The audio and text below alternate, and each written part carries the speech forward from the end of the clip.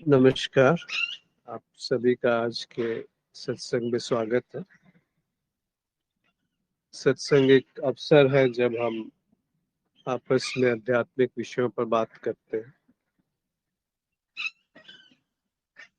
तो यदि किसी का कोई प्रश्न है तो वो अनम्यूट करके अपनी बात रख सकते हैं या फिर संदेश लिख करके भेज सकते हैं। एक प्रश्न है, वहां से शुरू करेंगे आज की बातचीत। चित्त की धारा और अस्तित्व की धारा में क्या भेद है? कृपया इस पर मार्गदर्शन करिए। जब हम धारा कहते हैं तो वो एक सीमित चीज होती है। जैसे नदिया की एक धारा है जो दो किनारों के बीच में बहती है। तो चित्त यानी नाम और रूप, जहाँ पर मन है, जहाँ पर मान्यताएं हैं, धारणाएं हैं, वृत्तियां हैं, भाव हैं, वो स्मृति है। तो वो जो एक वृत्त में चलती है उसको चित्त की धारा कहा गया। जहाँ पर सोच विचार है, जहाँ पर अहम है, मेरा होना है, और जहाँ पे विभाजन है, ये सब चित्त के क्षेत्र में आता है। तो चित्त यानी चित्त की वृत्ति, वृत्ति यानी उसका घूमना एक गोल आकार में, दोहराव है और द्वैत है। तो उसमें जो उसकी बहाव है, उसका जो धार है, उसको चित्त की धारा कहा गया। पर जब हम अस्तित्व की धारा कहते हैं तो वहाँ अस्तित्व की धारा जैसा कुछ नहीं है, क्योंकि अस्तित्व में कोई एक ढंग नहीं है। सारे ढंग जो है वो अस्तित्व में है, जिसमें द्वैत भी है और अद्वैत भी है, धारा भी है और धारा का अभाव भी है, होना भी है और नहीं होना भी है, चित्त भी है और चित्त के परे यदि कुछ है तो वो भी है। तो अस्तित्व को हम किसी उसमें नहीं बांध सकते जो एक सीमित दायरा है, एक किनारा है, एक नियम है जिसपे वो लागू होता है। क्योंकि सारे नियम कायदे कानून हमारी बुद्धि निर्मित करती है, वो चित्त निर्मित करता है, सोच विचार से वो निर्मित होते हैं जो बुद्धि समझ सकती है। और जो प्रकृति है उसमें उसकी एक वृत्त है, उसका भी एक भाव है, उसमें भी एक वृत्ति है। तो प्रकृति को हम तथ्य की तरह देख सकते हैं कि जो जैसा है उसको यदि वैसा ही देखा गया, उसमें हमने अपने मन से कुछ जोड़ा नहीं या घटाया नहीं, तो वहां पर अस्तित्व का की जो झलक है वो प्रकट होने लगती है, वो प्रकाशित होने लगती है। जो जैसा है वहां पे मेरी कोई भूमिका नहीं है, मेरा जो रोल था वो समाप्त हो गया। तो वो जो अस्तित्व अद्वैत के रूप में है वो प्रकट होने लगता है। इसी को बहुत सुंदर तरीके से बुल्ले शाह ने कहा है। उसी पे आज बात करते हैं कि कैसे ये चित्त जो है विभाजन करता है, बांट देता है। बुल्ले शाह कहते हैं कि इक्को रंग कपाईदा, जो कपास है इसका रंग एक ही होता है। यहाँ शब्दों को उनके बस शाब्दिक अर्थ में मत लीजिएगा, उसका जो संकेत है, जो मर्म है, उस तरफ ध्यान रखिए कि क्या कहना चाह रहे हैं। सबे इक्को रंग कपाहीदा, जो कपास है उसका रंग सफेद होता है, एक ही रंग होता है। पर उसी एक रंग से हम धागे बनाते हैं, फिर उनको रंग देते हैं अलग अलग रंगों में। और उसके कपड़े जब हम पहनते हैं, चादर जो बनती है, उसको हम पहचान नहीं सकते कि ये कपास से बनी है, जबकि उसमें मौलिक या मूल रूप से केवल कपास है। तो जब कपास और रंग की बात कर रहे हैं बाबा बुल्ले शाह, तो वो कहते हैं कि ये सारी जो अस्तित्व है ये अद्वैत है, इसमें एक है, इसमें दो नहीं है। इसलिए उन्होंने रंग का उपयोग किया और कपास का उपयोग किया कि वो एक ही है, जहाँ पर कोई विभाजन नहीं। तो जैसे ही द्वैत की बात आती है, वहां पर सारा खेल शुरू हो जाता है, सारा चित्त की क्रियाकलाप शुरू हो जाता है। उसको वो कहते हैं कि इक आपे रूप बटाईदा। अब रूप से मतलब है उनका नाम और रूप। रूप को हम वो भी समझ सकते हैं, जैसे कोई सुंदर है, कोई कुरूप है, कोई अच्छा है, कोई बुरा है, कुछ शुभ है, कुछ अशुभ है, कुछ हर्ष है, कुछ विषाद है। तो ये सब जो विभाजन है, ये वो एक ही है जो अलग अलग रूप में विभाजित हो गया है चित्त के कारण, उस वृत्ति के कारण जो एकत्व का, एक साथ एक मुश्त दर्शन नहीं कर सकते। कुछ भी दिखने के लिए दो होने आवश्यक है, एक जो देख रहा है और एक जो दिख रहा है। तो जब भी हम कुछ देखेंगे तो वहां देखने वाला निर्मित हो जाता है, पर जहाँ केवल दर्शन मात्र, जहाँ पर देखने वाला नहीं है, उसको अद्वैत कहा जा सकता है। जहाँ कोई बंटवारा नहीं है, जहाँ कोई बटाई नहीं है, जहाँ कोई विभाजन नहीं है, वो जो एक है उसमें विभाजन होना संभव भी नहीं है। इस तरीके से भी देख सकते हैं। तो कहते हैं एक आपे रूप बटाई, वो खुद एक है, पर उसका एक भ्रम पैदा हो गया कि वो बटा हुआ है, वो विभाजित है दो भागों में, तीन भागों में या अनेकों भागों में। जहां पर भी कोई भी विभाजन है, वो सत्य नहीं, वो सत्य का रंग नहीं है। तो एक बात है जो सत्य का रंग है, जो कपास का रंग, और एक बात है जो उसके ऊपर आरोपित बातें हैं, जिसको हम मन, बुद्धि, सोच विचार, संकल्प, विकल्प, समय, देश, इन सब से विभाजित करते हैं कि मेरा होना इस प्रकृति से भिन्न है। तो वहां विभाजन हो गया। मैं कुछ करके कुछ पा लूंगा, वहां विभाजन हो गया। अभी जो है वो पूर्ण नहीं है, वहां पे विभाजन हो गया। कुछ करके इसको पूर्ण किया जा सकता है, वहां पे विभाजन हो गया। तो उसको उन्होंने रूप की संज्ञा दी, उसको उन्होंने रूप से संबोधित किया कि वो जो एक है, वो जो एक कपास है, उसके बहुत सारे कपड़े बन गए, और वो अलग अलग रूप में वो कपड़े दिखते हैं, जिसमें रूप हमारे द्वारा आरोपित है। मेरे बनने से, मेरे होने से, मेरी व्याख्या से वो रूप या कुरूप या स्वरूप दिखता है, अच्छा या बुरा दिखता है, सही या गलत दिखता है।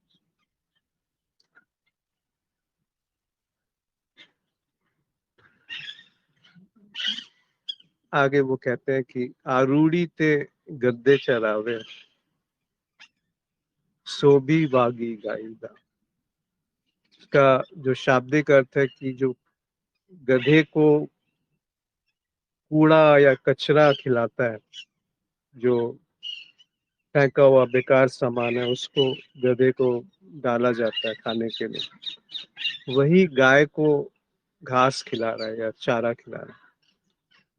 तो कहने का अर्थ है कि बुद्धि जो किसी भी जगह जाकर के मुंह मारती रहती है, वही बुद्धि ज्ञान की बात भी करती है। तो दोनों ही बातें एक साथ है कि एक तरफ, अब ये कई सारे रूपक से इन्होंने इसी बात को बताया है, बताने का हमारे हमारे सामने रखा है कि कैसे वो रंग और रूप, वो जो अद्वैत का रंग है, सत्य का जो रंग है, और कैसे चित्त उसमें विभाजन करता है। तो वो बुद्धि जो शुभ और अशुभ में विभाजन करती है, वही बुद्धि इस विभाजन को विसर्जित कर सकती है, इसके पार देख सकती है। तो एक तरफ हम सब कुछ संचलित करना चाहते हैं, अपने पास इकट्ठा करना चाहते हैं, और दूसरी तरफ हम दान देते हैं। एक तरफ हम ज्ञान इकट्ठा करते हैं, दूसरी तरफ हम उस ज्ञान की चर्चा करते हैं। तो कहने का अर्थ है कि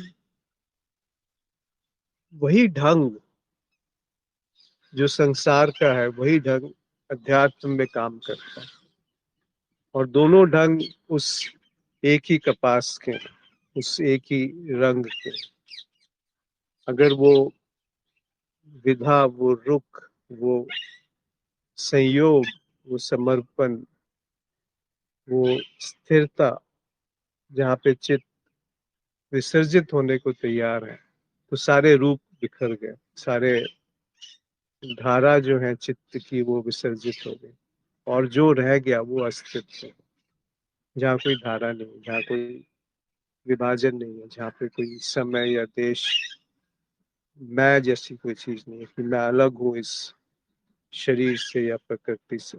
इसी को वो आगे कहते हैं कि सब नगरा विच आपे बसे, ओहो मेहर सराईदा।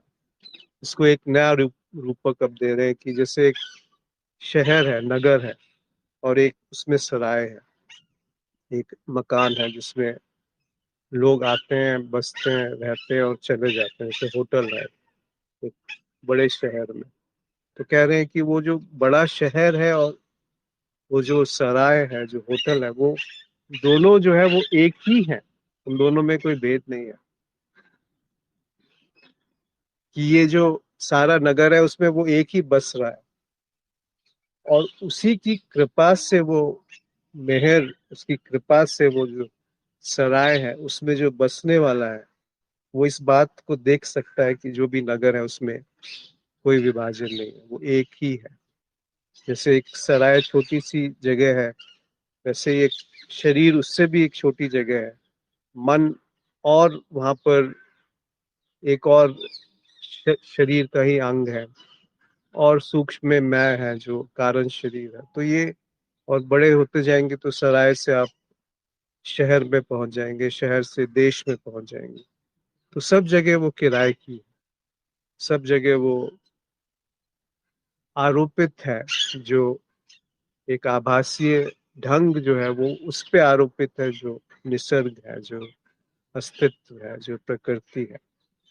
और वो अपने इस ढंग को यदि देखता है या दिखता है, तो वहां पर पाया जाता है कि यहाँ कोई अलग संस्था नहीं है जो देख रही है।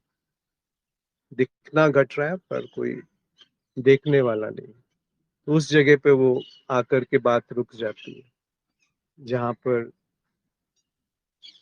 वो कहते हैं कि सब इक्को रंग कपाईदा, कपास का जो एक रंग है वो प्रकाशित हो जाता है।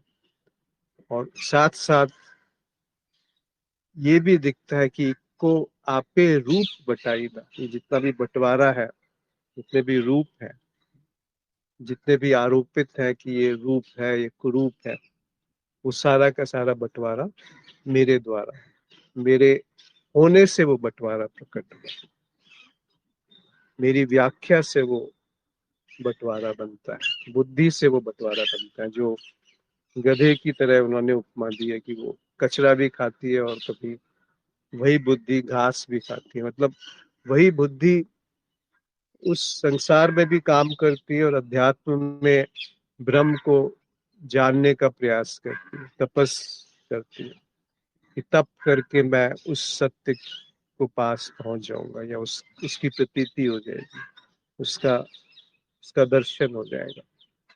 है वो एक ही ढंग, एक ही ढर्रा, चित्त का ढर्रा है।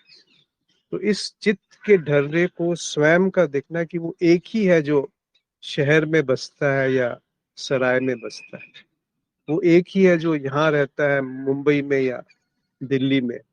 मुंबई और दिल्ली जैसी कोई चीज थोड़ी होती है, वो मन है जो इस तरह से विभाजित कर रहा है। वो जो प्रकृति, एक प्रकृति है, उसमें कहीं पे वो शहर है, कहीं पे वो सराय है, कहीं पे वो शरीर है, कहीं पे वो मन है। उस एक की तरफ वो इशारा कर रहा है कि उस एक कपास को जिसमें कोई रंग नहीं है, यानी सफेद है जो, उसकी तरफ उसका इशारा है, जो सत्य है, जिसपे कुछ अभी रंग नहीं चढ़ा, कोई ऊपर से कुछ उसके ऊपर आरोपित नहीं किया गया। आगे कहते हैं हरजी आपे हरजा खेले, सद्या चाई चाईदा। अब वो कह रहे हैं कि जो हर्ष है, जो उल्लास है, जो खुशी है, जो सुख है, उसका जो बुलावा है, वो भी अपने आप का खेल खेला जा रहा है। मतलब वो कहा जा रहा है कि जिसे हम सुख समझते हैं या दुख समझते हैं, वो भी एक भ्रम है, एक लीला है, एक खेल है। और ये बात हम नहीं जान सकते, क्योंकि हम जब तक हैं तो सुख और दुख का विभाजन है, सही और गलत का विभाजन है, अच्छाई और बुराई का विभाजन है, हर्ष और विषाद का विभाजन है। जैसे कृष्ण कहते हैं कि यो ना हर्षित ना, जिसको ना हर्ष होता है ना जो शोच होता है, शोक होता है, और ना आकांक्षा होती है, और ना कोई एक और शब्द है, फिर वो कहते हैं न शुभ अशुभ, शुभ अशुभ परितज्ञ, भक्ति मान्य सा मम प्रिय, जिसने शुभ और अशुभ भी त्याग दिया, और जो वही भक्ति मान्य मतलब उस एकत्व को जो प्राप्त है, वो मुझे प्रिय है। इसको अलग अलग तरीके से अलग अलग संतों ने अद्वैत की परिभाषा की है। नानक कहते हैं एक सत ओमकार, साईं बाबा कहते हैं सबका मालिक एक, जीसस कहते हैं I am the son of God. इसी तरीके से सब लोग अपने ही को कहते हैं कि मैं हूँ, और उसी में वो सब है, पर वो मैं यानी अपने अलग होने को बयान नहीं कर रहे, वो एक उस अद्वैत की तरफ इशारा कर रहे हैं जो कपास का रंग है, इक्को रंग कपाईदा। तो हरजी आड आपे हरजा खेले, सद्या चाई चाईदा, यानी जो सुख और दुख का जो भेद है, उल्लास और विषाद का जो भेद है, ना हर्षति ना द्वेष्टि, ना द्वेष होता है ना राग होता है, ना हर्ष होता है ना शोक होता है, ना आकांक्षा, ऐसी कोई आकांक्षा है कि राग है द्वेष, ना शुभ है ना अशुभ है। उस तरह का जो भक्त है, यानी उस तरह की जो दृष्टि है, वो मुझे प्रिय है। तो इसका अर्थ ये नहीं कि जो बिल्कुल पत्थर की तरह हो गया, जहां पर सईदा चाई चाईदा, मतलब जहाँ सुख और दुख में भेद समाप्त हो गया, वैसे दिखने लगा कि जो उसी का खेल है जो विभाजित होकर के आपस में खेल खेल रहा है। आज बहारा तातू वेखे, जीवे चाक अराईदा। अराई का अर्थ होता है जो चरवाहा होता है, जो गाय भैंस को चारा खिलाने ले जाता है। तो कह रहे हैं कि जिसने इस बहार को देख लिया, इस सत्य की तरफ जिसकी दृष्टि हो गई, वो दास हो गया, चरवाहे का दास हो गया। चाक यानी दास। बहुत सारे संत हुए जिन्होंने अपने नाम के आगे दास लगा दिया, तुलसीदास, कबीर दास। दास का अर्थ है जो, जिसने ये देख लिया कि मेरी शक्ति जो है वो बहुत दूर तक नहीं जाती, उसका कोई अर्थ नहीं है, वो जीवन का वो ढंग है, वो दृष्टि है जो सत्य की रंग की तरफ मुड़ गई, उस एक रंग की तरफ मुड़ गई जो कपास का है, सब एक को रंग कपाईदा। उस दृष्टि में वो दास का जन्म होता है। यानी मेरी कोई भी सिद्धि एक अवरोध है, एक श्राप है, क्योंकि वो मुझे अस्तित्व से जुदा कर देती है, अलग कर देती है। मेरा कोई भी ज्ञान मुझे अस्तित्व से जुदा कर देता है। तो ज्ञान का अर्थ है जहाँ पहचाना कुछ पहले से संकलित था, उसको हमने आरोपित कर दिया जो अभी घट रहा है, जो समयातीत है, जो देशातीत है, जहाँ पे ना समय की धार है ना देश की कोई भूमिका है। जैसे ये पंछी आप यहाँ पर चहचहा रहे हैं, शोर मचा रहे हैं, इसमें ये ये जो घटना है, ये समयातीत, ये जो घटना है देशातीत। यहाँ पर उसको कोई जानने वाला नहीं है, पहचानने वाला नहीं है। जैसे हम पहचानते हैं, नाम देते हैं, रूप जहाँ पर आ जाता है, नाम और रूप, वहां पर वो बंटवारा हो गया। वहां पर वो प्रेम नहीं रहा, वहां पे वो रस विभाजित हो गया। वहां पे रस को भोगने वाला कोई प्रकट हो गया। तो वहां पे समय आ गया कि ये जो रस है, ये पिछले रस के जितना सुंदर नहीं है, और ये जो रस है इसको सुधारा जा सकता है कुछ करके। तो वो समय की कल्पना वहां शुरू हो गई, और उसी से आकांक्षा का जन्म हुआ, जो अभी कृष्ण कह रहे थे कि ना कांक्षति, जिसको कोई कांक्षा नहीं, आकांक्षा नहीं, जहाँ पर कोई कामना नहीं। कामना जो है वो मूल है समय के लिए, देश के लिए, मेरे होने के लिए, इस संसार के लिए। और ये जो प्रकृति है, उसमें जो लय है, वहां पर कोई कामना नहीं, ये किसी की कामना नहीं है जिससे ये प्रकृति प्रकट हुई है या जिसमें वो विलीन हो रही है। बस ये है।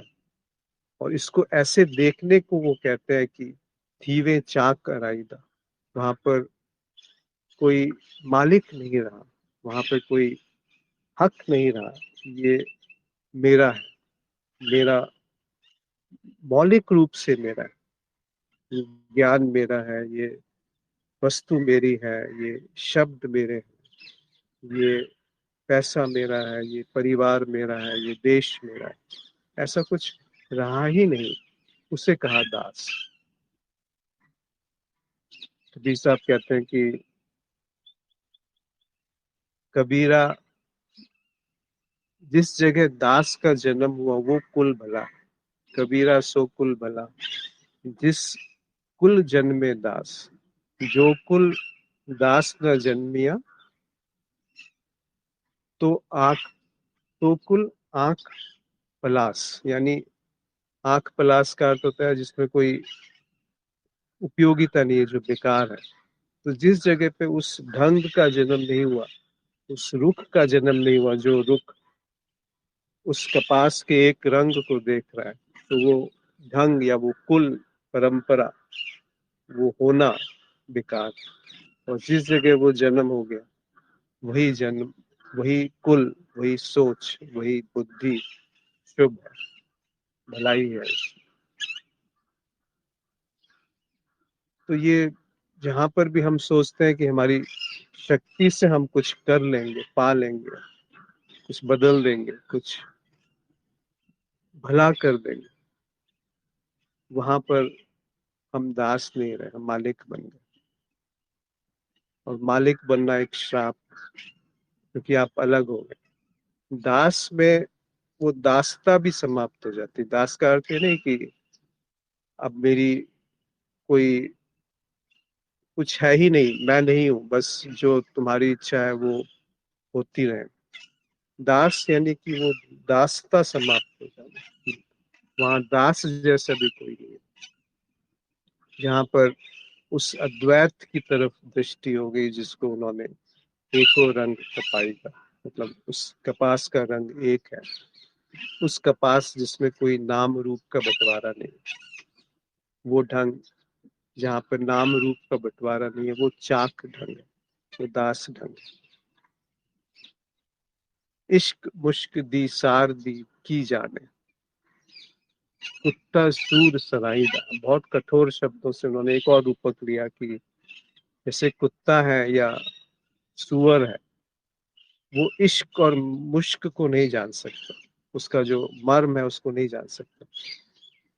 मुश्क का अर्थ है कस्तूरी। जैसे मृग है, उसके पेट में, नाभि में कस्तूरी होती है, और उसकी जो खुशबू है, उससे वो, उसको सूंघ सूंघ के वो पागल हो जाता है, ढूंढता रहता है उसको। और इश्क है जो प्रेम। प्रेम की भी ऐसी, ऐसा रस है जिसमें, जिसको जाना नहीं जा सकता कि ये रस कहाँ से आ रहा है, ये कैसे प्रकट हुआ, इसका स्रोत क्या है, और किस तरफ इसकी गति है। पर वो खींचता है, तो उसकी तरफ वो इशारा कर रहे हैं कि जो कुत्ता है, कुत्ते का ढंग होता है जो किसी भी खुशबू से की तरफ भागता है, चाहे वो खुशबू हो या बदबू हो, और सूअर का ढंग होता है जिसको गंदगी में रस है। तो इन दोनों ढंग में को उन्होंने द्वैत का ढंग कहा है, जिसमें नाम और रूप, जिसमें कपास का रंग नहीं दिख रहा। तो उस तरफ जब बुद्धि है, जो किसी भी इंद्रिया है, जो किसी भी वस्तु या विषय के पीछे जा रही, जहां पर कोई करने वाला भोगने वाला बना हुआ है, या फिर वो ढंग है जो केवल बुराई में फंसा हुआ है, अपनेपन में फंसा हुआ है, गंदगी में उलझा हुआ है, वो ढंग इश्क और मुश्क को नहीं जान सकता। जबकि इश्क और मुश्क वही मौजूद है जहां पे वो होना मात्र है, जहां पे मेरा होना है। मेरा होना, उसके विसर्जन से वो खुशबू वहां पे मौजूद है, वो प्रेम वहां पे मौजूद है जो मुझसे जुदा है, मुझसे विलग है, मेरे मेरी भूमिका से वो अलग है। उसमें मुझे कुछ करना नहीं है, वो पहले से मौजूद है। बस मुझे अपने समझ की उस रुख को एक एक तरह से विसर्जित होने देना है, जो कहती है कि मैं जानता हूँ। वो जो गधे का ढंग है, वो जो कुत्ते का ढंग है या सुअर का ढंग है, उसको विसर्जित होने देना, जो विभाजित करके एक ही चीज को जो विभाजित करके अलग अलग रूपों में देखता है। बुल्ला तिस्नु देख हमेशा, ए दर्शन साई का। अब वो फिर प्रेम की बात लेके आ गए कि वो जो साई है, उसका जो दर्शन है, वो एकत्व की तरफ है, अद्वैत की तरफ है। अपने से ही कह रहे हैं कि तिस्नु देख हमेशा, जो इस तथ्य को देखता है कि कपास का रंग एक है, वही उस प्रेम का दर्शन है, उस साई का दर्शन है, उस मालिक का दर्शन है। वही वो दास भाव है जिसमें मैं नहीं, जिसमें मेरी कोई शक्ति नहीं, जिसमें मेरा कोई संकल्प नहीं, जिसमें मेरे संकल्प से समय निर्मित होता है, मेरे संकल्प या से विकल्प निर्मित होते हैं, और विकल्प से द्वंद निर्मित होता है, और द्वंद से क्रिया निर्मित होती है कि कुछ करना है, और कुछ करने से उसका फल निर्मित होता है, और कुछ फल से संस्कार निर्मित होता है, और उस संस्कार से फिर एक नए कर्म का जन्म होता है। तो मूल रूप से इस पूरी दुष्चक्र में वो भेद दृष्टि है जो विभाजन करके देखती है कि मैं अलग हूँ, तुम अलग हो, यह अलग है, वह अलग है। तो मौलिक विभाजन इस यह और वह का है, अहम और इदम, मैं और तू, मेरा और तेरा। ये सारा विभाजन ही वो कहते हैं कि झूठ है, क्योंकि वो एक ही रंग है कपास का जिससे सारे कपड़े बने। कपड़ों को देखते हुए हम कपास के सफेद रंग को नहीं देख पाते, वही भ्रम। उसी को वेदांत में कहा गया है कि माया जो है वो आवरण है और प्रक्षेपण है। आवरण यानी छुपा लेना, और प्रक्षेपण यानी जो है नहीं उसको प्रकट करना, उसको वैसा दिखाना जैसा वो है नहीं। तो हमारे होने से, सोच विचार से, व्याख्याओं से, विश्लेषण से, मेरे होने मात्र से, वो जो एकत्व है, वो जो एक रंग है कपास का, वो अनेकों रूपों में विभाजित हो गया, विभाजित होता सा दिख रहा है। एक भ्रम सा दिखता है कि वो एक रंग जो है अनेक रूप में प्रकट है, पर वो सारे रूप मौलिक रूप से कभी विभाजित नहीं हुए, कभी दो नहीं बने, कभी साक्षी और साक्ष्य का विभाजन नहीं हुआ, कभी दृष्टा और दृश्य का विभाजन नहीं हुआ। ये सबसे मौलिक विभाजन है, जहाँ पे वो रूप की बात कहते हैं कि एक को आप रूप बटाईदा, ये जो रूप बट गया, कि रूप और रूप को देखने वाला, ये जो बंटवारा हो गया, वो झूठ है। तो बड़ा सुंदर रूप से उन्होंने कहा कि कैसे जो मूल बात है वहां से चूक हो जाती है। कैसे चूक होती है कि मैं जानता हूँ और मैं जान करके उसको संकलित कर सकता हूँ, संचित कर सकता हूँ, पहचान सकता हूँ, और उस पहचान से मैं उसमें कुछ बदलाव कर सकता हूँ जो भी घट रहा है। तो वो वैसे नहीं देखा गया जैसा वो है। वहां पे शोध, अवलोकन अधूरा रह गया।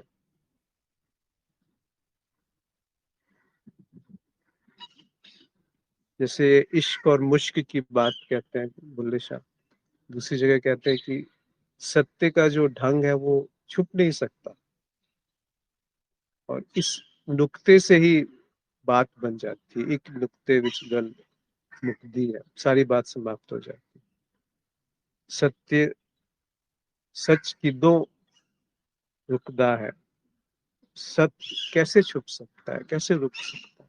वो इश्क या मुश्क कैसे छुप सकता है? उसकी जो सुगंध है कस्तूरी की, वो नहीं छुप सकती। या प्रेम का जो ढंग है, उसकी जो महक है, वो नहीं छुप सकती।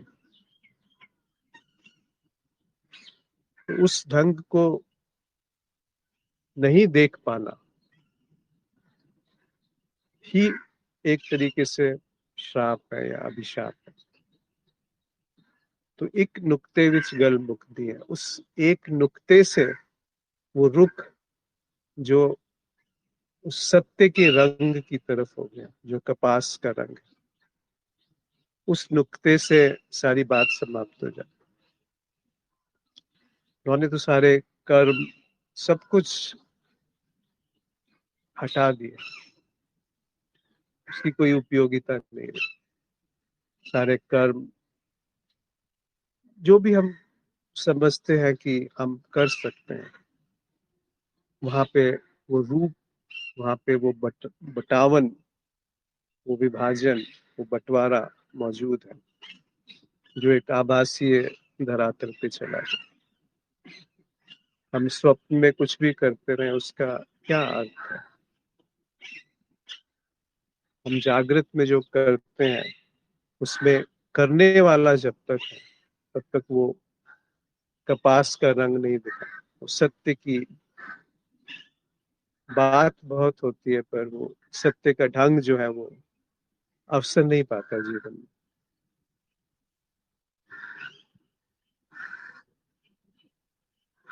कबीर साहब कहते हैं कि कबीरा प्रेम के प्याले की बात तो बहुत करते हैं, प्रेम प्याला वो पिए शीश काट धरी दे। मतलब जो शीश को काट करके धर देता है, वो प्रेम के प्याले की बात करता है। प्रेम में डूब पाता है, प्रेम को अवसर दे पाता है। लोभी शीश न दे सके, बात प्रेम की करे। ऐसा लोभी जो है वो शीश तो नहीं काटता, पर बात करता है कि प्रेम ऐसा है, प्रेम वैसा है। सब बुल्ले शाह हो, कबीर हो, उन्होंने कोई पद्धति नहीं ली, कोई ढंग नहीं अपनाया, कोई विधिवत कृष्ण मूर्ति है, रमन महर्षि है, कोई ऐसा ढंग नहीं उन्होंने अपनाया। बस जो दिखा उसको कह दिया कि ऐसा दिख रहा है, उसमें मत उलझो जो पहले कहा गया, जो इससे पहले कहा गया।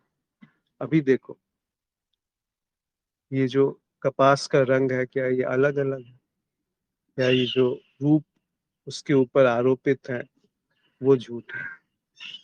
अभी देखो। तब उसको वो कहते हैं कि बुल्ला तिस्नु देख हमेशा, उसको हमेशा देख।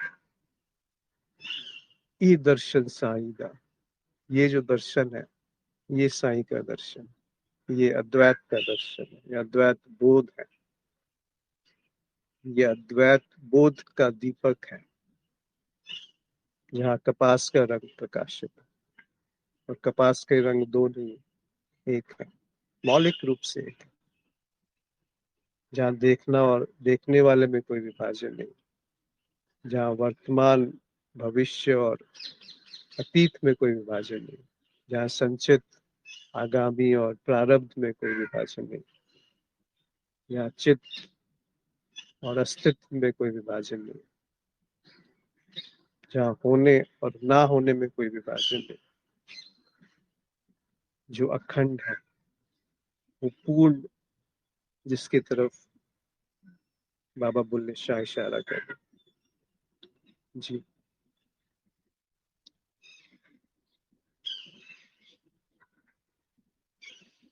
और कोई कुछ इस पे अपनी बात रखना चाहते हैं तो कह सकते हैं। किस तरफ इशारा है, उसको देखो। वो नहीं जो बुद्धि से जाना जा सकता है, वो नहीं जो सोच विचार में, संकल्प विकल्प में आ सकता है,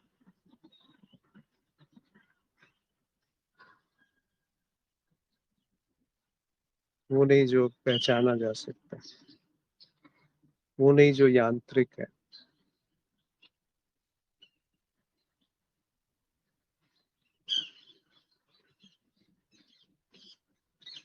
वो नहीं जो प्रतिक्रिया है, वो नहीं जो स्मृति से आता है, वो नहीं जो मन से सोचा जा सकता है, वो जिस पे मन सोचता है।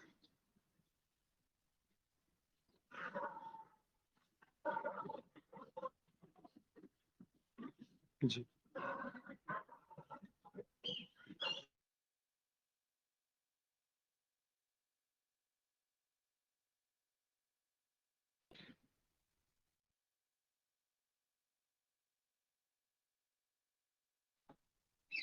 कोई ऐसी बात जो स्पष्ट ना हुई हो, जिस पे कोई कुछ अपनी अभिव्यक्ति रखना चाहते हो तो अपनी बात रख सकते हैं, आज के संदर्भ में या किसी और विषय में।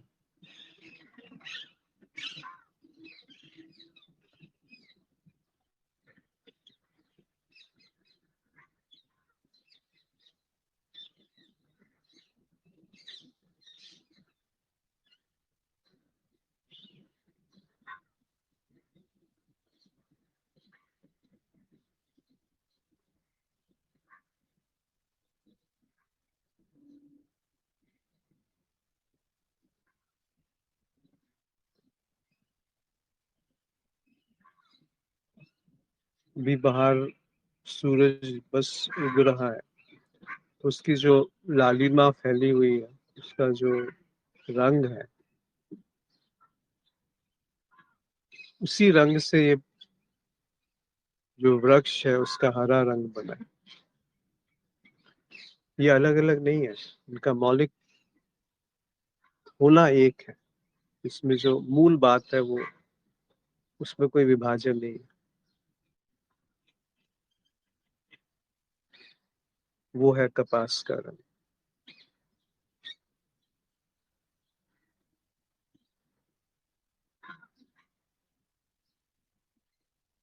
जैसे ही रूप आते हैं तो वो सब विभाजित हो जाते हैं।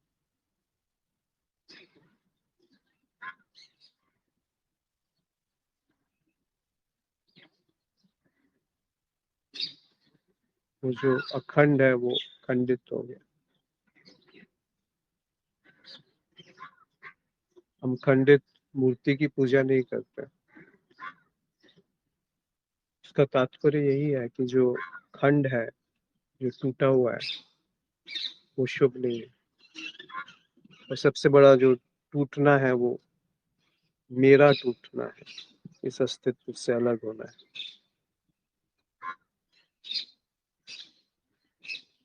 मैं टूट करके तुम बन जाता है, मैं टूट करके समय निर्मित हो जाता है। अभी जो घट रहा है, बस वहीं पे अगर टूटना दिख गया, कि अभी जो अनुभव है वो टूटने के कारण अनुभव है, और इस अनुभव में जो सुधार की मांग है वो टूटने के कारण, उस बटाई के कारण है, जहाँ कोई बटाई है नहीं।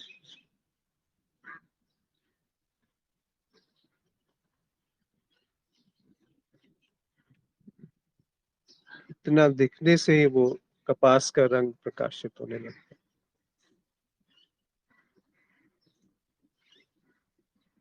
है। जी प्रणाम अश्विन जी। जी नमस्कार। नमस्कार। मैं वेदिका बोल रही हूँ। जी ये अभी जैसे आपने कहा ना कि जो अखंड है, तो उस अखंड में निरंतरता बनाए रखने के लिए या बनाए रखने की चाह भी क्या अहम का ही एक रूप है? आप खुद ही इसका उत्तर दे सकते हैं। आप बताएं क्या है। मतलब चाह तो अहम का ही रूप है। आपका प्रश्न तो फिर खुद ही घुल गया, मिट गया। चाह तो हाँ। चाहने वाला होगा तभी तो चाह है ना। और जैसे हम्म, ही चाह है तो समय है। तो वो तो अहम का ही रूप हुआ ना। अहम नहीं है तो चाह कैसे होगी, किसकी चाह होगी। हम्म, तो ये उसी रूप का ढंग है जिसको वो कहते हैं बुल्ले शाह की एक आपे, वो एक है पर रूप बटाईदा। वो रूप बन गया, जैसे ही मैं बना तो चाह बन गई। चाह और मैं एक ही चीज के दो नाम, और वो दोनों अपने आप को अलग अलग समझते हैं कि मैं चाह रहा हूँ। उस चाह से मैं बना हूं और मैं से चाह बनती है। पर वो जो एक है, एको आपे, जो एक है, वास्तव में एक है, वो दो में विभाजित हो गया कि मेरी चाह या मुझे चाह से मुक्त होना है, या अब से मैं चाह नहीं करूंगा। ये भी तो एक चाह हो गई। अब से मैं निष्काम कर्म करूंगा। इससे बड़ा धोखा क्या हो सकता है। जब तक मैं है तब तक काम है, वो निष्काम नहीं हो सकता। निष्काम का अर्थ है कि मैं का पूर्ण विसर्जन, जहाँ पे केवल कपास का रंग प्रकाशित। कपास का रंग का प्रकाशित होना यानी उस तरफ रुख जहाँ पे चाह नहीं है, जहाँ पे अहम नहीं है, जहाँ पे कोई खंड नहीं है चाह में और अचाह में, जहाँ पे समय में और वर्तमान में, भविष्य में और अतीत में कोई विभाजन नहीं। जहाँ दूरी नहीं है। देखिए दूरी कैसे प्रकट होती है। हमें लगता है कि मैं यहाँ से शिमला चला गया, पर दर्शन ही दर्शन है। वहां पे भी दर्शन है, यहाँ पे भी दर्शन है। कुछ हुआ थोड़ी। ये मानसिक रूप से एक तृप्ति हो गई कि मैं यूएस चला गया, न्यूजीलैंड चला गया, शिमला चला गया, दिल्ली चला गया। दिखने में क्या, दिखने की जो प्रवृत्ति है वहां पे क्या हुआ। आ, क्या मैं बात कह पाया वेदिका जी। जी, तो मतलब बात तो समझ में आ रही, लेकिन मन मान को मनाना मतलब वो कुछ ना कुछ प्रयास करना चाहता है कि अध्यात्म में फिर क्या उसकी मतलब अर्थ बस क्या उसका अर्थ रहा कि हम मतलब अपने को मिटाना, बस यही कह सकते हैं। और तो मतलब अपने को मिटाना क्या, स्वयं को मिटना ही बस वह है। या वह है भी बोले तो भी मतलब कुछ भी बोले तो गलत ही होगा फिर।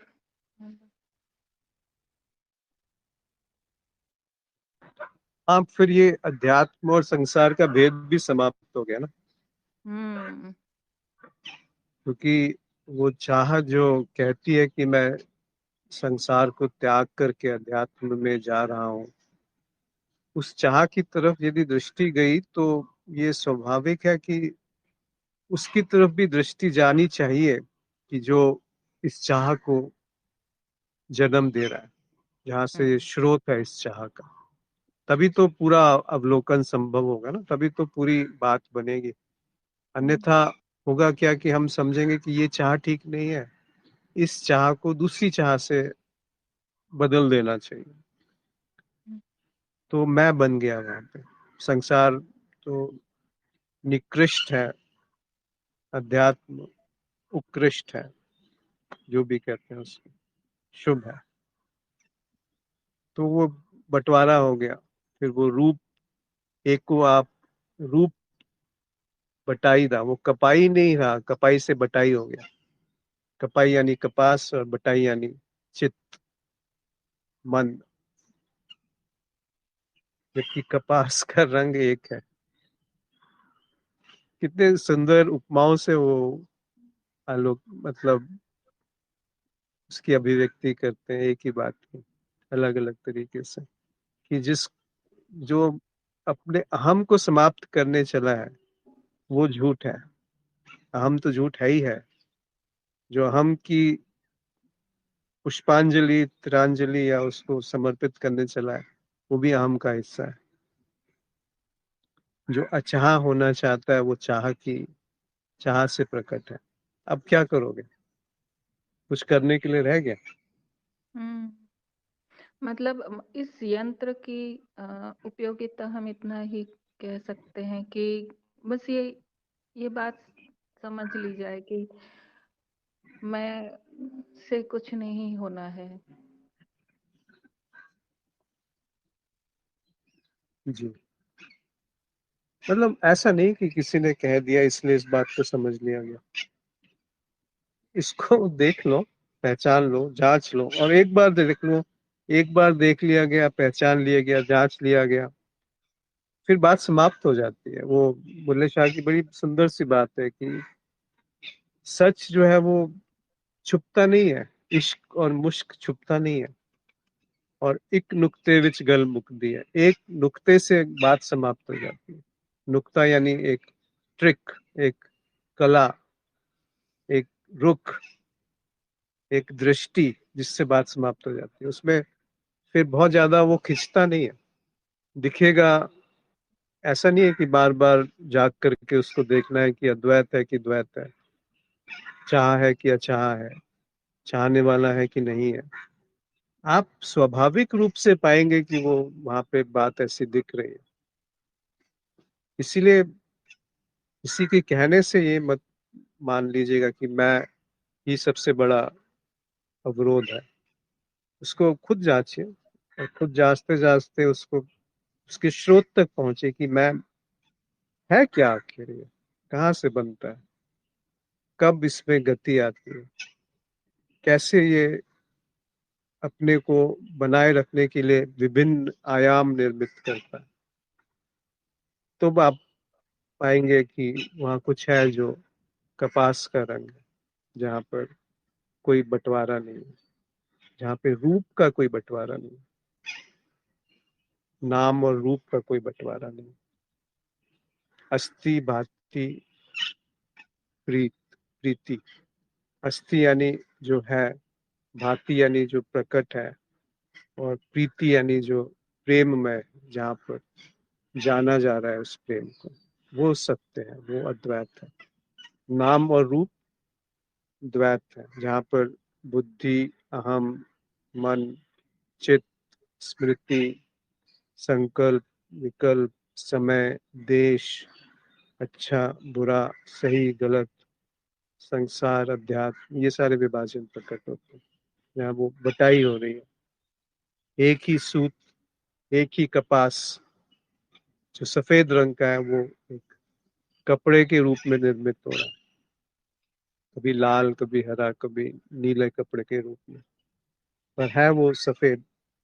वो कपड़े, कपड़ा बनने के बाद भी वो कपास ही है। आप छू कपास को रहे, कहे उसको आप कमीज या पैंट कह रहे, कुछ भी कह सकते हैं, लाल या हरा कह रहे, पर वो मौलिक जो बात है वो एक ही है।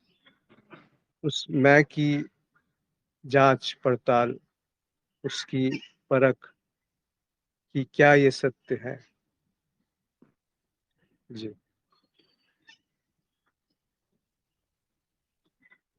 तो ये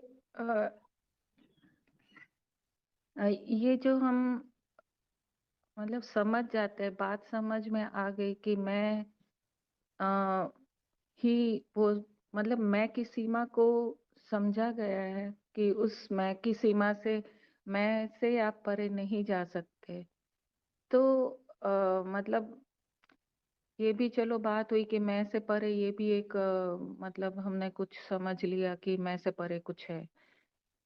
नहीं मतलब बात को समझ लिया और फिर जब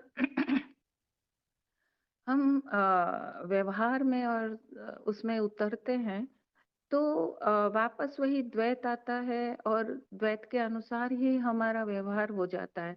जबकि बैक ऑफ द माइंड ये समझ है कि अ, ये सब बेकार की बातें हैं, बेकार का है, लेकिन फिर भी हम करते हैं। और बहुत बार ये भी होता है कि करते-करते कभी हम उसमें ज़्यादा ही उलझ भी जाते हैं, फिर कभी बाहर भी आ जाते हैं, मतलब जब शांति से बैठ के बात। तो ये जो खेल है कभी धूप-छाँव का, तो ये धूप-छाँव का खेल क्या हमेशा रहेगा या ये धीरे-धीरे कम होता जाएगा, या मतलब कि हमेशा अपने स्वाभाविक स्थिति में बने रहें? क्या ऐसा हो सकता है? अभी की जो स्थिति है उसमें बदलाव मत करिए। जैसे बदलाव करने की चाहत भी अगर आती है तो फिर वो उस खेल को बनाए रखे।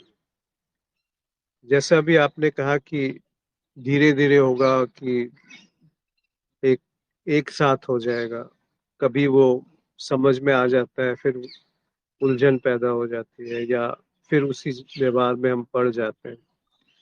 इन सब में जो मौलिक बात है वो समझने जैसी यही है कि जो भी कुछ है, अगर अभी की ये स्थिति है कि अभी अद्वैत एक कोरी कल्पना दिखता है, तो उससे छेड़छाड़ मत करिए। अभी ये कहाँ कहा गया कि अद्वैत है तो व्यवहार में आपको कुछ अनोखा करना है, कुछ अलग अलग ही करना है, ऐसा तो नहीं कहा गया। व्यवहार की अपनी एक सीमा है, एक उसकी मर्यादा है, वो उसमें चल रहा है। उस समय अद्वैत समाप्त हो गया ऐसा तो नहीं कहा गया, पर अद्वैत का अर्थ है कि जहां पर सत्य का अवलोकन है, जहां पे उस कपास के रंग की तरफ दृष्टि है कि ठीक है, ये व्यवहार चल रहा है क्योंकि इस शरीर को खाना चाहिए, इस शरीर को सोना चाहिए, इस शरीर को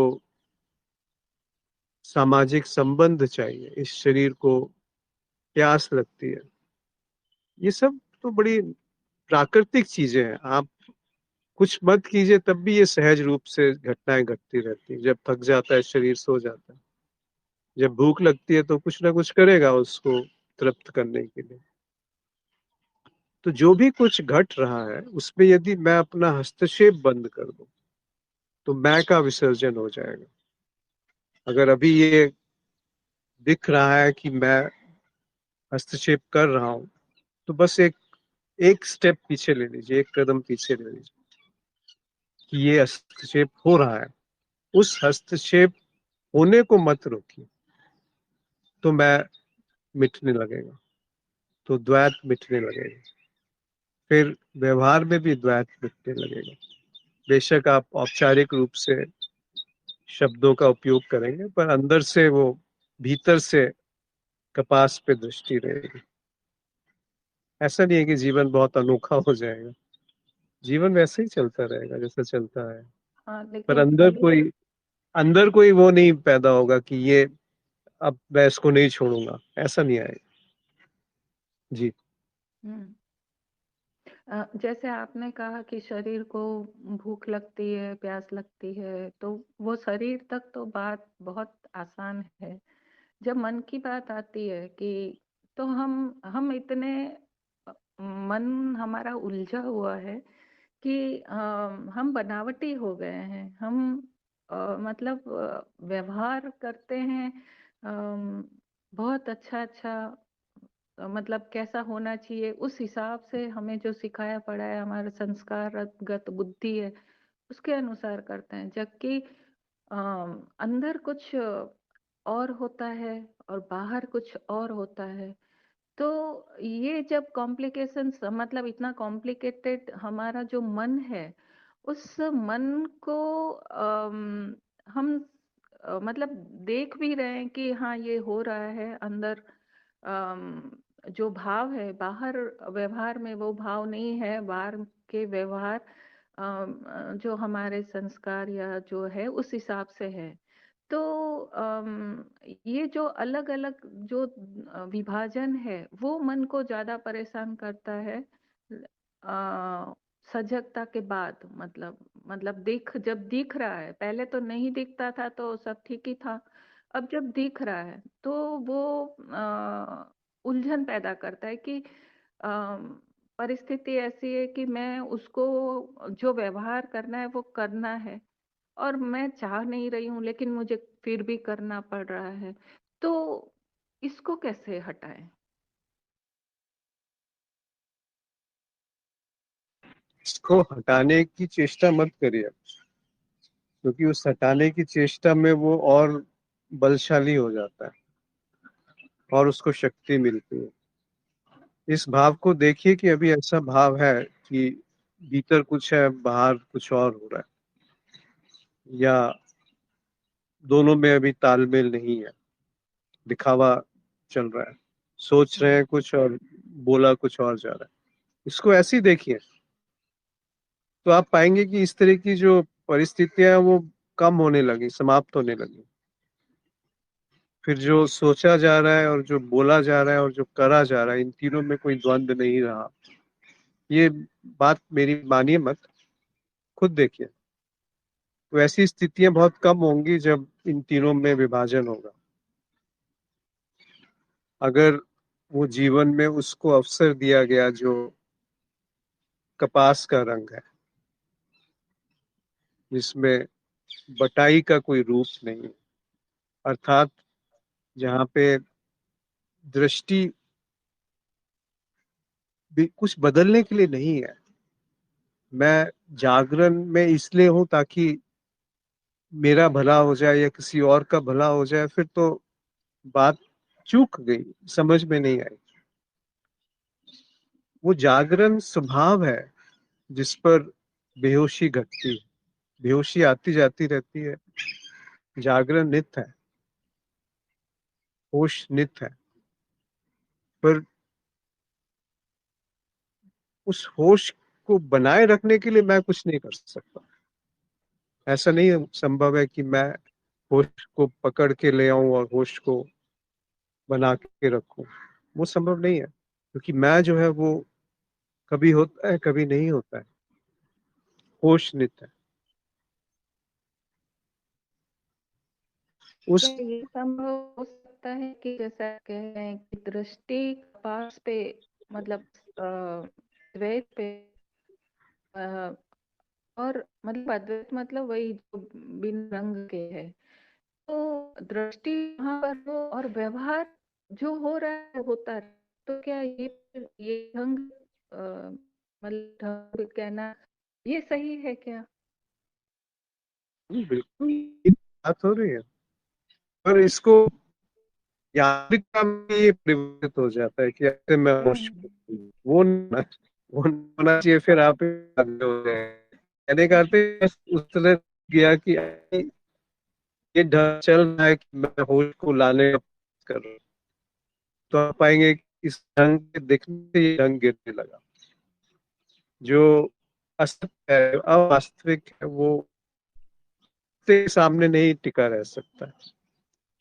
तो जैसे हम बीच में से हट जाते हैं, जो अभी की वस्तु स्थिति को बदलना चाहते हैं, अगर अभी ये ढंग है कि जो होश को लाना चाह रहा है, तो उस ढंग को देखा गया और उससे छेड़छाड़ नहीं करेगी, ना उसकी उसकी प्रशंसा करी ना उसकी निंदा करी।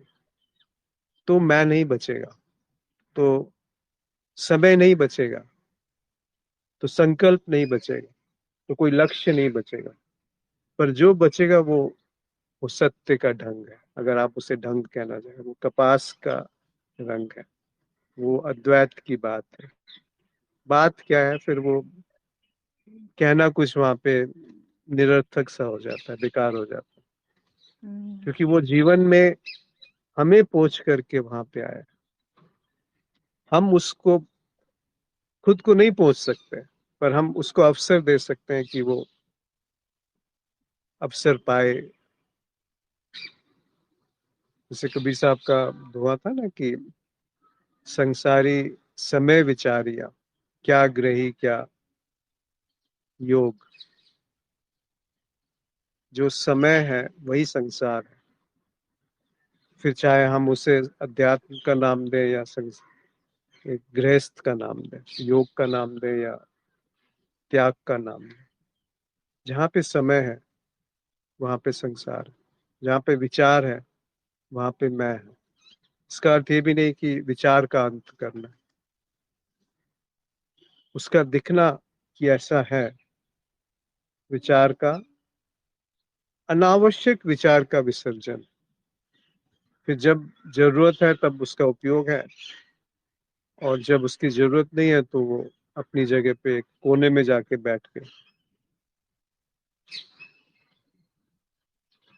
ये संभव है, ये बिल्कुल संभव है कि यदि जो भी घट रहा है उससे कोई छेड़छाड़ नहीं करी जाए, तो धीरे धीरे करके जो, अब धीरे धीरे बोलना पड़ता है, पर वास्तव में धीरे धीरे नहीं है, वो एक बार दिखना उसका पर्याप्त है।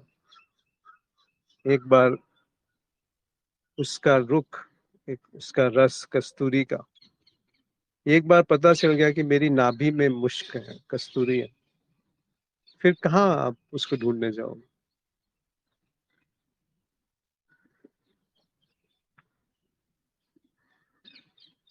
पता नहीं बात स्पष्ट हो पाई। हम्म। जी, आपका मैंने बहुत समय लिया, धन्यवाद। नहीं बात। नहीं, समय की कोई बात नहीं। तो कहने का छोटा सा, दोबारा से इसको अगर कहा जाए कि जब भी जो घट रहा है उसके साथ कुछ भी करने की जो प्रवृत्ति है वही बंटवारा करती है, मैं और तुम में, अभी और बाद में, भविष्य में और अतीत में। और यदि भविष्य और अतीत नहीं है तो वर्तमान भी कहीं नहीं। तो सारी समय की जो खोखा है वो गिर जाता है। समय से विचार निर्मित है, विचार से समय निर्मित है, और समय और विचार से संसार निर्मित है, और संसार विचार विचार और समय से मैं निर्मित। इसी में हम अपना सारा अवसर जो है वो खो देते हैं। हम्म, और जो चेत है, जो अंगार है, जो अग्नि है, जो दीपक है, उस कपास के रंग की तरफ वो प्रकाशित नहीं हो पाता। क्यों? क्योंकि मुझे होश में बने रहना है, मुझे होश बनाए रखना है। उसको उल्टा कर दीजिए कि अभी बेहोशी है, बस इतना दिखा। होश क्या है वो मैं नहीं जान सकता। फिर जो जाना ही नहीं जा सकता उसको आप कैसे लाओगे? जो जान से परे है, जानने से परे है, उसको पहचानोगे कैसे? जिसको पहचानोगे नहीं उसके लिए कुछ करोगे कैसे? और जिसके लिए कुछ किया ही नहीं जा सकता उसको, उसके लिए छेड़छाड़ क्यों, भी बेकार हो गई ना। जब आपको गंतव्य नहीं पता तो किस दिशा में भागोगे?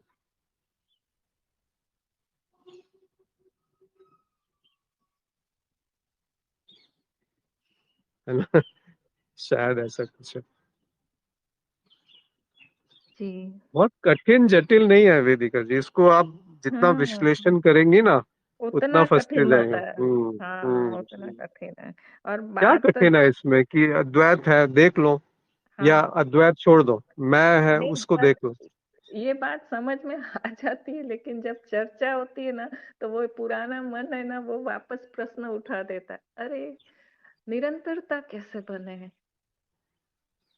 तो वही है। उसको बदलने का प्रयास मत करो कि हाँ अभी निरंतरता बनाने का एक भाव उठा है, एक विचार उठा है। उठने दो, तब तक वो टिकेगा। अगर आपका कोई लक्ष्य नहीं है कि निरंतरता इसलिए आती है ना कि कुछ हम चाहते हैं जीवन में परिवर्तन हो जाए। अगर जीवन में परिवर्तन का कोई मतलब अगर अभी ये चाह है तो इसमें परिवर्तन की कोई चाह नहीं कि निरंतरता बनी रहने के लिए अभी कुछ किया जा रहा है। यदि ये दिखा तो इसको बदलने का कोई प्रयास नहीं, फिर क्या होगा? बस वहीं पे एक कदम पीछे हटा लीजिए। जहां हम हैं वहीं से छलांग लगेगी। ऐसा नहीं कि हम कुछ सुधर जाएंगे उसके बाद सत्य प्रकाशित होगा। बहुत तपस्या कर लेंगे तो उससे तो अहंकार और पुष्ट हो जाएगा। तो कपास का रंग देखने के लिए कपड़े को नष्ट करने की जरूरत थोड़ी। ये समझ है कि जो कपड़ा बना है ये कपास से बना है, जो इसमें कोई रंग नहीं है। कोई भी रंग किस पे चढ़ता है? वो आकाश क्या है जिसपे कोई रंग बिखरता है? अभी लाल रंग अगर आसमान में बिखरा है तो वो किस जगह बिखरा है? अभी किस धरातल पे वो रंग बिखर रहा है? वो जिस धरातल पे रंग बिखर रहा है वो उस रंग से भिन्न नहीं है। जिस धरातल पे दृश्य प्रकट हो रहा है वो उस दृश्य से भिन्न नहीं। इसीलिए दृष्टा और दृश्य दो नहीं। हम्म।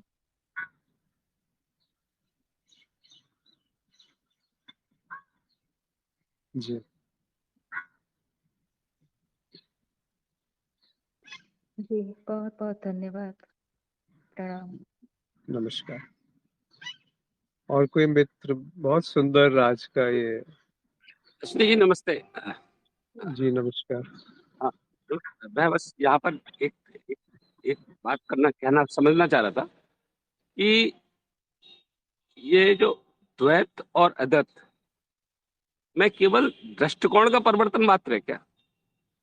कि जैसे जब मैं यहाँ पर ज्ञान मार्ग में नहीं आया था तब एक दृष्टि ऐसी थी कि भाई मैं हूँ, मैं शरीर हूँ और ये सारा संसार ये एक अनुभव की तरह से हो गया। जब जब से मैं अभी कुछ साल महीनों से हूँ यहाँ पर, तो एक दृष्टिकोण इस तरह से हुआ कि जो भी कुछ अनुभव हो रहा है मेरे ही दृष्टि प्रकट हो रहा है, इसलिए ये अद्वैत है।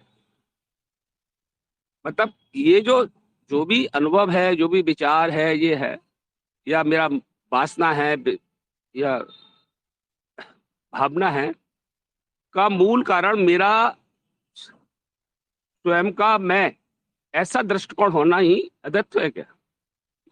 या कुछ जैसे अलग से आप कहते हैं कि ये घटित होगा या एक छलांग, बस इतना मेरे को डिफरेंस समझना है बेसिकली।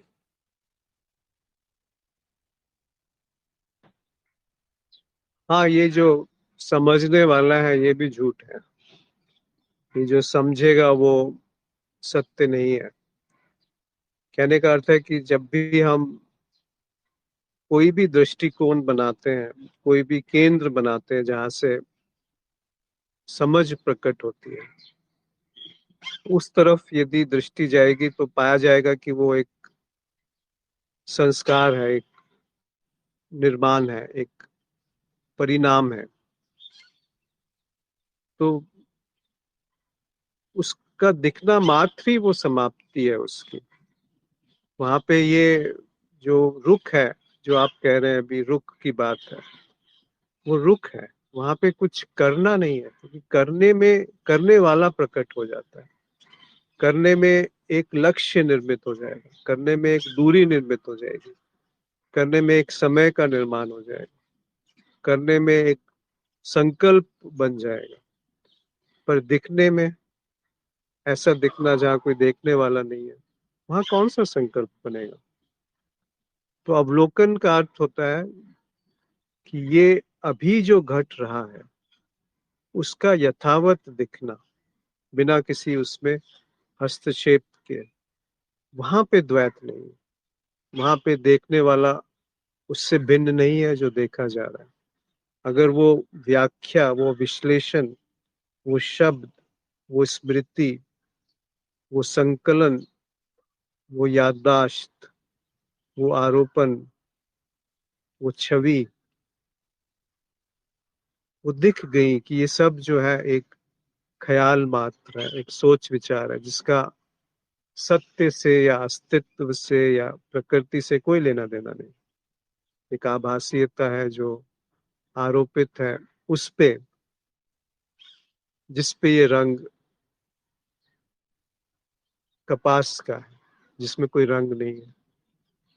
यदि पहले से कोई रंग है तो उस पे रंग कैसे आरोपित होगा?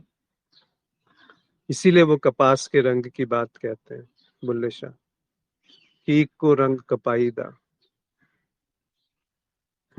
कैसे कैसे कहा गया है, देखिए ना, एक आपे रूप बटाईदा, कि वो बंटवारा नहीं है वहां पे, पर फिर भी हम उसको रूपवान या कुरूप में बांट देते हैं, कि द्वैत है और अद्वैत में बांट देते हैं। ये द्वैत और अद्वैत का जो बंटवारा है, ये कहाँ प्रकट हो रहा है? किस रंग पे कोई और रंग प्रकट हो रहा है? कोई और रंग आधार नहीं हो सकता दूसरे रंग के प्रकट होने के लिए। कोई दृष्टा आधार नहीं हो सकता दृश्य के प्रकट होने के लिए। तो वो जो रुख है, वो जो मुड़ना है, वो जो अंतर्दृष्टि है, वो जो बोध है, वो वहां पाया जाता है। पाया जाता है, ये नहीं कि वो क्या है उसका विश्लेषण किया जाता है। ये नहीं कि उसकी व्याख्या करी जाती है कि ये होश है। ये नहीं कि मैं जानता हूं कि मैं होश में हूं। ये नहीं कि मैं होश की निरंतरता बनाए रख सकता हूँ। ये नहीं कि मैं आध्यात्मिक हूँ या ज्ञानी हूँ। बस वो पाया जाता है जो ध्यान है, जो बोध है, जो अद्वैत है, जो सत्य है। वो है कपास का एक रंग। जी, शायद कुछ बात स्पष्ट हुई। हाँ, बस यहाँ पर मतलब अ, अ, इस समस्त ये समस्त अनुभव, इंक्लूडिंग जिसको मैं समझ बोलूं, बुद्धि बोलूं, मैं बोलूं, को भी एक अनुभव की तरह लेना नहीं है। मतलब कहने का मतलब वो सब जो भी कुछ अभी दृश्यमान है, जो भी मैं अभी बोल रहा हूँ, ये भी एक दृश्यमान है मेरे लिए। जो मैं बात कर रहा हूँ ये भी दृश्यमान हो गया मेरे लिए। बस इस स्थिति में मैं देख पा रहा हूँ कि ये मेरा मैं मतलब जैसे कि एक तो शरीर के बाहर का सारा दृश्य हो गया, और एक अपने आप को भी जो भी विचार है ये भी सारा दृश्य ही है बेसिकली। तो इतना बोध होना, ये बोध हुआ, इसको बोध ही बोलेंगे। इसमें मैं भाव का भी, जिसको मैं बोल रहा हूँ, वो भी एक तरह का बोध है। मतलब बोध मतलब उसको मैं अपना नहीं बोल रहा हूँ, बल्कि एक ये भी एक बोध मात्र होना चाहिए। तो ऐसा बोध वो अद्वैत बोलते हैं क्या? मतलब अब चूंकि बोला जा रहा है, शब्दों में अद्वैत बोला जा रहा है, तो कुछ तो स्थिति होगी जिसने अद्वैत में एक व्याख्या की।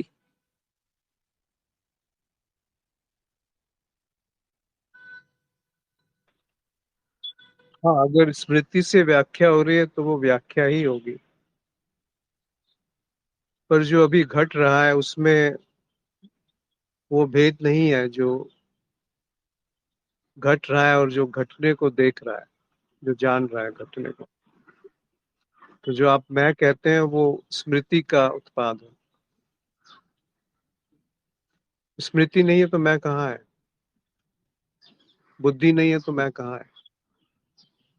एक पेड़ को सब कुछ मिल जाता है, वहीं पे वो उगता है, वहीं पे वो विसर्जित हो जाता है। पर एक जगह खड़े खड़े उसको हवा भी मिल रही है, पानी भी मिल रहा है, भोजन भी मिल रहा है। उसके मरने में भी सौंदर्य है। ऐसा नहीं है कि बीज से जब अंकुर फूट रहा है तभी वो सुंदर है, जब डाल से पत्ता छूट रहा है तब भी वो सुंदर है। कहने का अर्थ है कि इसको विश्लेषण मत करिए, इसको जीवन में अवसर दीजिए। और एक मुश्त दिखना क्या है, अभी जो घट रहा है उसमें बिना कुछ बदलाव किए उसका एक मुश्त दिखना क्या है, तो आप पाएंगे वहां कोई देखने वाला नहीं है। वो है अद्वैत। अब ये शब्दों की सीमा है कि उसे अद्वैत कहा जा रहा है, क्योंकि अद्वैत की भी हमने एक व्याख्या कर दी है, कल्पना कर ली है। एक आम की व्याख्या आम नहीं है। एक आम का रस जो जिह्वा में घटता है वो शब्द नहीं है जिसे हम आम का रस या मिठास कहते हैं। इसी तरह से जो अद्वैत है, अद्वैत की व्याख्या अद्वैत नहीं है। तो इसे जीवन में अवसर दीजिए और देखिए क्या होता है। हो सकता है कुछ घटे, हो धन्य- सकता है ना कुछ घटे। धन्यवाद। जी। धन्यवाद। सूरज ने लिखा है कि सवाल आ रहे हैं, तर्क व्यक्त करने के लिए आ रहे हैं, लेकिन वे पर्दे पर एक छवि की तरह दिखाई देते हैं और बेकार लगते हैं और उसी अपरिवर्तनीय पर्दे में विलीन हो जाते हैं। अभी ऐसा ही दिख रहा है, साधु ऐसा ही है, ऐसा ही है। कोई हमें दुश्मनी थोड़ी है मैथ से, विचारों से, इच्छाओं से, आकांक्षाओं से, पर एक प्यास है जहाँ कोई प्यासा नहीं है। एक रुख है जहाँ कोई मुड़ने वाला नहीं है। एक दृश्य है जहाँ कोई देखने वाला नहीं। जी। तो आप सबका बहुत आभार आज जुड़ने के लिए। बहुत सुंदर तरीके से बाबा बुल्ले शाह ने कहा है, इक्को रंग कपाईदा, एक आपे रूप बटाईदा, इश्क मुश्क दी सार की जाने, कुत्ता सूर सवाईदा, बुल्ला तिस तू वेख हमेशा, उसी को देख हमेशा, यही दर्शन साईदा। वही दर्शन साईं का है, वही दर्शन प्रेम का है, वही दर्शन अद्वैत का है। जी। आप सबका बहुत आभार। नमस्कार।